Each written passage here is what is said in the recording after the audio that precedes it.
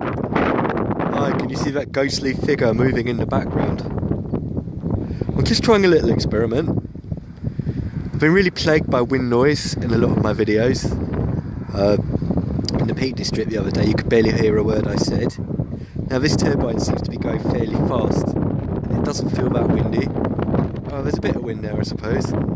But I just want to hear what the actual wind noise is like and compare it to how the wind was in the Peak District the other day. Because, let's put it this way, here's a thesis. If it's not actually as windy as all that right now, yeah, that wind turbine's going really fast. It does make me wonder what's powering it, if it's not the wind. And it does make me wonder if it's actually some kind of motor, or that it's drawing current from the grid. You see you've got the pylons there. So this also demonstrates that wind turbines on their own, they're actually connected to the grid via pylons. Let's go. Oh, there's loads of them. Loads and loads.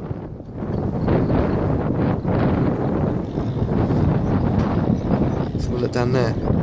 Oh wow, there's even more wind turbines, little ones. Can you see them? So they're going pretty fast, but it just doesn't feel that windy. You do wonder what's powering them. There's another one there, Reeps Moss. Now look, that was all just one long moorland. You see that road in the distance? That wasn't there. That was that whole moor top that you're seeing there. Alright, this road in the front was always there, but that whole moor top across the top, even that, you can see that wiggly bit in the middle, that just wasn't there. You can see the kind of debris, and like right on the edge of that road there's a kind of sheer drop, so you could even have landslides and stuff because of that. And there's like 3 big turbines up there, so you've got the 3 there, that's Reeps Moss. This one we're looking at actually burnt down. That's a replacement, so it's definitely renewable. They've had to bloody renew the thing. No one quite knows what had burnt. Luckily there was no moorland fire. Right, I'll keep this short and sweet. There's no wind noise whatsoever. There's barely any wind whatsoever, so if someone could tell me what on earth is powering that, I'd dearly like to know. Okay, hi everyone. I'm driving through Baker and I'm just going down into the heart of Rosendale. This is all kind of a happy accident. I'm going to have to stop for petrol as well, but I figured now I'm on this, I'm going to go to Scout Moor. Yeah, 10 seconds have now suddenly got all my kind of mental faculties going round and round. Like, there's no wind. There's no wind at all. The film captures it. There's no wind, and yet that wind turbine's going around really fast, so it's drawing power from somewhere. And maybe I don't know enough about it, maybe I should research it, but it seems to me like it's actually pulling electricity from the grid. So rather than actually generating electricity, it's actually using electricity. It's a parasite. Prove me wrong. Alright? But you saw yourself, no wind blowing through those trees, and a turbine going very, very fast. So something very weird about that, and I'd like to know more.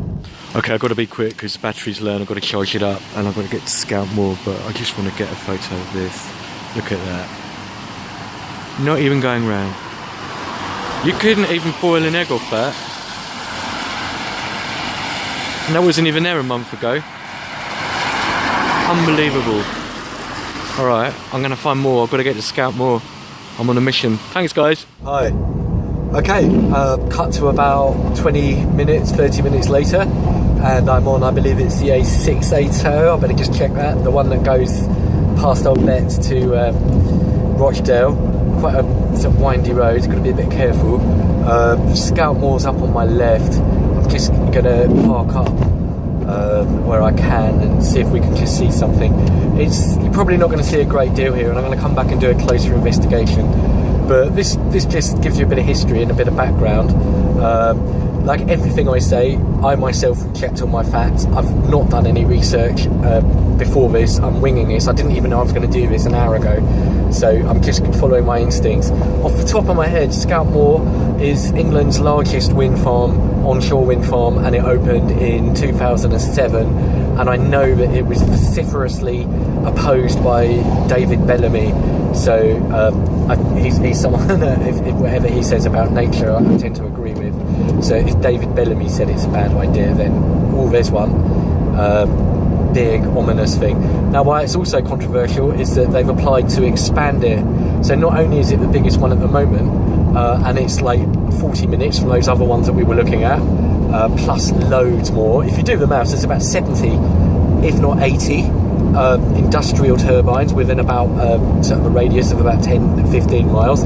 I can see them here on the left, so I'm going to try and pull over where I can, because I want to do this as quickly and spontaneously as I can. Oh my gosh, and there's some little ones. Here we go. Yeah, we can get close to these. They look about 2 minutes away, so that'll give me 2 minutes talking time. I'm going to rush out the car and then get some photos or some video.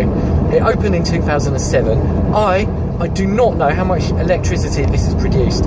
I do not know how much it has offset CO2 emissions. I wish I could, because boy, I've been trying to find out. So in nearly 10 years of operation, it would be nice to actually get some stats about exactly what it's done, and, you know, has it done any good? What it's certainly done is open the floodgates for loads and loads more. And this is the trouble with turbines. People think of it just on their own. You don't realise it's about this precedent thing. It's like if you allow one, then you kind of set a precedent, and then the next person will say, you know what, you get this in IT, you get this in IT, you put one new computer in, and then everyone's like, oh, he's got a new computer, why can't I have one? It's exactly the same with turbines. So what we have to do as a society is say that there are certain places where nobody is allowed to change their land use to power generation. And where I am now, I'm going to get out, because I think, yeah, there's a lay-by just up here. I know, because I met a very good friend. I've only met him once, but I know he's a good friend because we're on the same page. And he goes by the nickname of Simon Templar. So if by any chance you're watching this, I'm just coming up to that place I met you, and you know way more than me about this. You've educated me. A lot of people have educated me. Why? Because I've talked to local people, I've done my own research, I've taken my own photos, I've not taken any kind of media stuff like at face value. Psychic readings events. Oh, there's another topic, psychics. So here's the lay-by here. Look at these blades. There's a few people around here. I could just stop here, but I'm just going to crack on 30 seconds. What else can I say about wind energy? Yeah, I'm really gobsmacked by the fact there was almost no wind, and yet they seem to be going round. And there's a lot of activity here. They all seem to be going round. This looks like a good place to stop. Ashworth Road, if you know it, just down by the reservoir. So I'm just going to park up here. It's not the best place to park, but it will do. We'll just go for a little wander. I've got 8 minutes, but that's cool. In fact, I've got 5 minutes. So, I'm going to do this on the fly. Out we come. Unplug. This is fun. Right, okay. Let's see what we can see. Oh, they're all around. All around. Let's see if you can see behind me. These new ones, these only came in... yeah, there's one there. Okay, this is better. So... there we go. That's only come up in the last couple of months. The last 6 months. And you know, just you can see that for miles. You can see that from the M62 coming down. Right, okay, here's Scatmore itself. There we go, those big boys up there. It's moderately windy. You know what? I can hear that hum from here, and I'm really interested to hear if the camera can pick it up. I could even analyse this sound.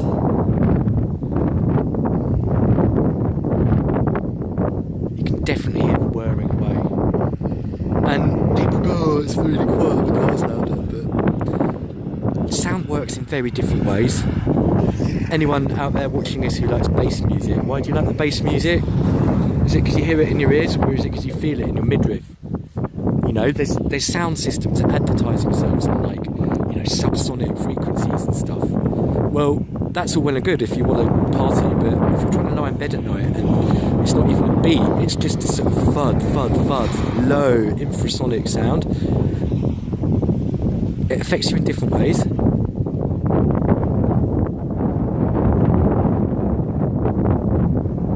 As well as that, just look at the landscape. Look at that hill. And just look at what it does to it. It just... I should be standing here just going, oh my god, what a lovely hill. But look, it's interference. And change its land use to a power station. Alright, look how towering it is. That's huge. You can hear it from here. And there's 26 of them. Then I'm going to come back when it's lighter and you can see. And then, because they've allowed them, I've got one there. And I've got a minute to remember treasure hunt. Annika Rice. So before your time. A minute, 60 seconds. Oh. It's a good way to keep fit. I had no idea I was going to do this. 24-hour recording and operation. Yeah, mate. Me. Right, where do we go? Here we go. Here we go. Look at that lovely reservoir. Oh my God. What? You can hear that? Look at that. Isn't that green?